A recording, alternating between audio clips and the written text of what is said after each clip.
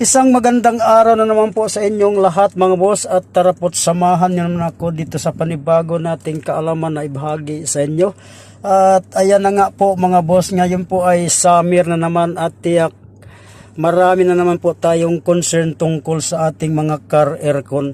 At alam natin na kapag summer ay dito natin mafe-feel yung init ng panahon.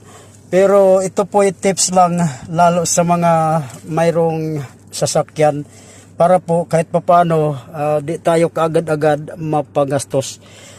Mayroon kasing mga complaint lalo pagka ganitong tag-init na hindi talaga kakayanin yung temperatura sa labas pagkababad na yung ating mga sasakyan sa arawan.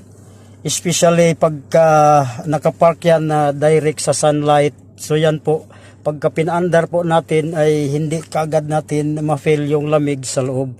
So dito po ay ang tips ko sa inyo para po sa may mga sasakyan, para po hindi tayo kaagad mapagastos. Kinakailangan lang po muna nating i-double check katulad nito. Ayan po, ito yung ginagawa kong Hyundai Tucson na 2022 model. Ang ginawa ko ay pinaandar ko muna para ma-check up ko yung talagang temperature ng aircon. Kasi dito po ay sobrang init na rin. Kaya dito napansin ko, ayan sinalangan ko siya ng thermometer. Ayan po kinyo pong makikita ay nasa 7 degrees Celsius naman yung kanyang inside temperature ng car aircon. So pagka ganito po ay wala akong problemang nakikita dito.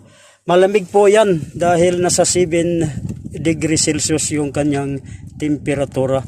Ang advice ko lang dito sa inyo mga boss ay pagka ganitong sobrang init na ng panahon, sa gabi nyo obserbaran yung inyong mga aircon. Kapag po sa gabi at hindi lumamig yung inyong mga car aircon, ay dyan po tayo magkakaroon ng schedule sa pagpapacheck up. Pero kung sa tanghali lang naman or sa araw ay hindi siya gaanong malamig, dahil po yan sa init talaga ng panahon.